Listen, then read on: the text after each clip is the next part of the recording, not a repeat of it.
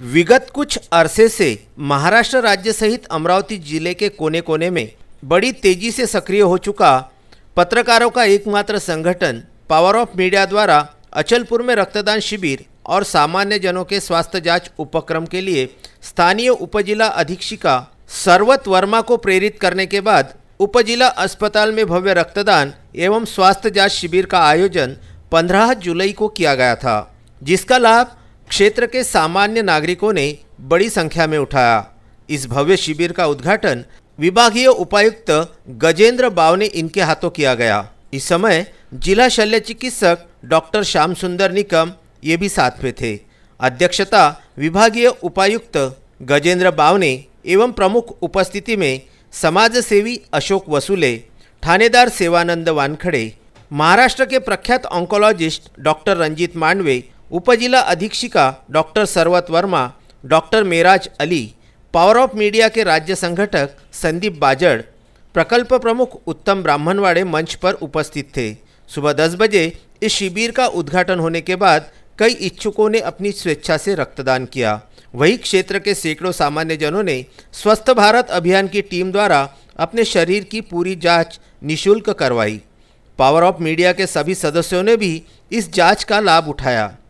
14 फेब्रुवारीला जी काही घटना घडली आणि त्यापासून आम्ही प्रेरणा घेऊन आमचे सगळे अधिकारी कर्मचारी आणि महत्त्वाचं पॉवर ऑफ मीडियाचे आमचे सगळे सहकारी या ठिकाणी दर महिन्याला एका तालुक्यात आपण हे शिबिर आयोजित करतो आहे। मागच्या आजचं हे 4थं शिबिर आणि तिन्ही शिबिराला उत्स्फूर्त प्रतिसाद मिळाला, त्याबद्दल मी खरं म्हणजे सगळ्या आमच्या पॉवर ऑफ मीडियाचे जे आमचे मित्रमंडळी आहेत त्यांचे, आमच्या सर्व अधिकारी कर्मचाऱ्यांचे आणि जनतेचे आभार मानतो। एक वेगळी लहर या ठिकाणी निर्माण झालेली आहे आणि जी आज काळाची गरज आहे। रक्त जे आपल्याला कमी पडतं नेहमी आमच्या सामान्य रुग्णाला, ती एक कमी नक्कीच या माध्यमातून आपण भरून काढण्याचा प्रयत्न करणार आहोत। यापुढे सर्व जनतेने असं सहकार्य करावं आणि अशाच प्रकारचं प्रेम आरोग्य खात्यावर राहू द्यावं अशी सर्वांना विनंती करतो। धन्यवाद। उपजिला अस्पताल में देर शाम तक शिविर का सिलसिला यूं ही जारी रहा। पावर ऑफ मीडिया के जिला अध्यक्ष उमेश लोटे के रुग्णवाहिका मदद के आह्वान पर क्षेत्र के सैकड़ों सामान्य जनों ने अपना सहयोग प्रदान किया, जिसमें 2730 रुपये इकट्ठा जमा किए गए। गरीब से गरीब इंसान ने भी अपने अपने हिसाब से मदद करने का जज्बा इस समाज सेवा के कार्य को आशीर्वाद प्रदान किया। स्वास्थ्य जांच करने वाले सैकड़ों मरीजों में कईयों ने पावर ऑफ मीडिया और उनकी टीम का आभार भी व्यक्त किया।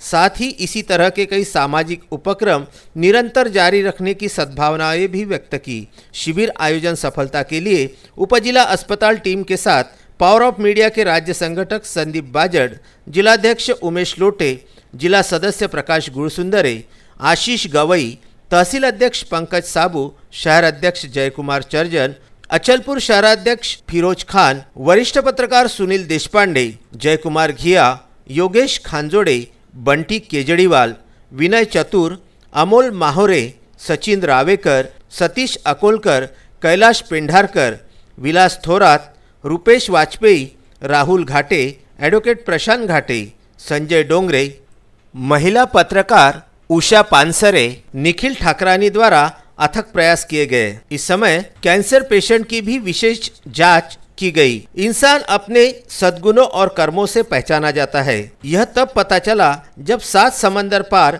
अमेरिका से वापस आए डॉक्टर रंजीत मांडवे और डॉक्टर स्वप्ना मांडवे द्वारा कैंसर पेशेंट को निःशुल्क अपनी सेवा प्रदान की, जो कि इस शिविर की सफलता में 4 चांद लगा कर गई। आज तुमच्यासमोर मी उभा आहे कारण आज एक मुख्य विषय म्हणजे रक्तदान शिबिर आणि कॅन्सर शिबिर।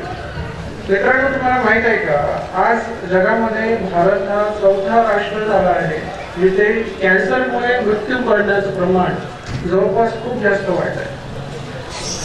निसर्गाने मानवाची निर्मिती केली, मानव आपली प्रगती करता करता व्यसनाधीन झालाय आणि एक व्यसनाचाच प्रकार म्हणजे जसं गुटखा झाला, तंबाखू झालं, दारू झाली, यामुळे व्यसनाधीनतेमुळे कॅन्सरकडे अग्रेसर झालाय।